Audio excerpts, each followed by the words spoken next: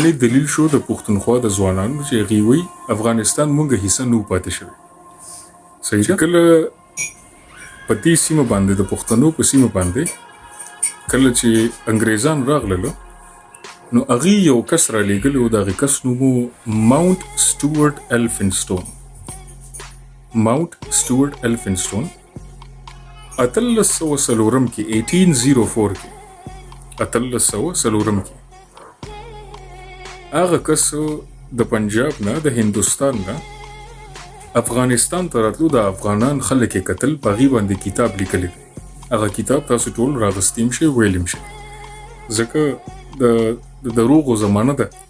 هر سړی د دروغ وایي، نو زه نه غواړم زه درته دروغ ووایم. هغه کتاب درته زه ښیم، دا به تاسو ځان له پیدا کړئ.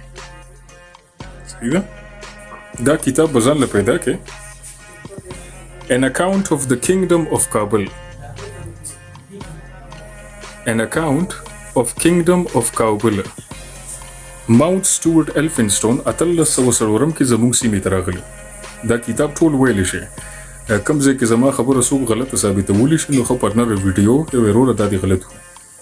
1804 کې ماونټ سټوارټ الفنسټون راغی او هغه ټیم کې د برټش ایست انډیا کمپنی، هغه ټیم کې د برطانوي حکومت نو، د برطانیې یو کمپنی وه، برټش ایست انډیا کمپنی. دا د هغې سیویل افسر و. دې له هغې کمپنۍ دغه ورکړو، دا میشن یې ورکړو چې ته به د هندوستان نه سفر کې افغانستان ته، او افغانستان به ګورې چې د دې خلک څنګه دي، د دې ځمکه څنګه ده، د دې کلتور، د دې رواج، د دې هر یو شی څنګه دی. په هغې باندې به ته ریپورټ مونږ له راکړې. هغې ریپورټ په بنیاد باندې برطانیې بیا پښتنو سره لیندین شروع کړو چې کله دې سړي د افغانانو ځمکه پیلني ځل وکته او په هغې لیکل وکړل، نو هغه دا کتاب ولیکلو چې افغانان داسې داسې خلک دي. دا کتاب دی An account of the kingdom of Kabul. که څوک ته سکرین شاټ الی نو الټه دی، خو بخښنه غواړم. صحیح ده. نو دا سړی په خپل کتاب کې لیکي، ماونټ سټوارټ الفنسټون وایي چې کله زه دغه نه وړېدم د جهلم نه. جهلم پنجاب کې یو ښار دی او هغې سره یو سیند هم دی. نو دی وایي کله چې زه د هغې سیند نه وړېدم د هندوستان طرف نه راتلم، نو وایي ما ته د افغانستان غرونه ښکاره شول. اوس 1804 کې کله د پښتونخوا ځوانان وایي چې موږ د افغانستان برخه نه پاتې شوي، ماونټ سټوارټ الفنسټون ولې په خپل کتاب کې لیکلی دی چې کله زه د جهلم نه وړېدم نو ما ته د افغانستان غرونه ښکاره شول. نو جهلم نه پس خو چې ته واوړې نو د ډي آی خان، د ډیره اسماعیل خان او د ډیره غازي خان د دې غرونه ښکاري. نو د پښتونخوا سړی د زموږ ځوانان چې وایي چې افغانستان پښتونخوا کله هم د افغانستان برخه نه ده پاتې شوې. ماونټ سټوارټ الفنسټون ولې دا کتاب کې خپل لیکلی دی چې کله زه د هندوستان ختم شو نو ما ته د جهلم نه پس د افغانستان غرونه ښکاره شول. افغانستان غرونه ښکاره شول. نو اخو ډي آی خان او اخو ډیره اسماعیل خان او اخو دغه ډي جي خان.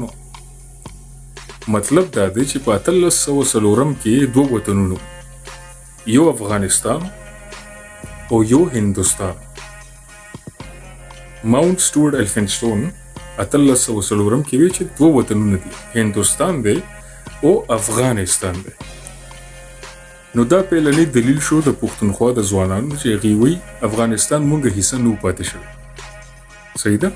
اوس که دلته پښتونخوا ځوانان ناست دي او په دې خبره غوسه شي نو مطلب چې ستاسو د علم سره دښمني ده. ځکه دا خبرې زه د خېټې نه کوم، دا د انګریز افسر هغه وختو کې چې راغلو 1804 کې هغه خپل کتاب کې لیکلی دی. صحیح. نو علم سره دښمني مه کوئ، زما سره وکړئ، زما شخصیت سره وکړئ، علم سره مه کوئ. نو ماونټ سټوارټ الفنسټون لیکلی دی چې مونږ د پنجاب د جهلم سیمې نه وړېدو نو ما ته د افغانستان غرونه ښکاره شول ټول افغانستان طرف ته.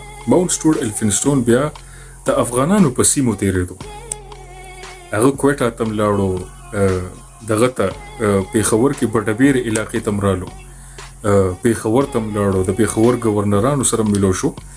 نو ماونټ سټوارټ الفنسټون د پښتونخوا ځوانان وایي چې ما ته د افغانانو یو گورنر وښایه چې پیښور باندې هغه گورنر پاتې شي. نو دې انګریز په 1804 کې پیښور باندې د افغان گورنر سره روټۍ خوړلې ده. پیښور کې چې کوم په پیښور باندې د افغانستان گورنر و هغه سره روټۍ خوړلې ده 1804 کې. دا دویم دلیل غلط ثابت شو چې را دلته خو د افغانستان گورنر نو زمونږ د افغانستان گورنر هم پیښور باندې 1804 کې چې وسره ماونټ سټوارټ الفنسټون روټۍ وخوړله. صحیح ده؟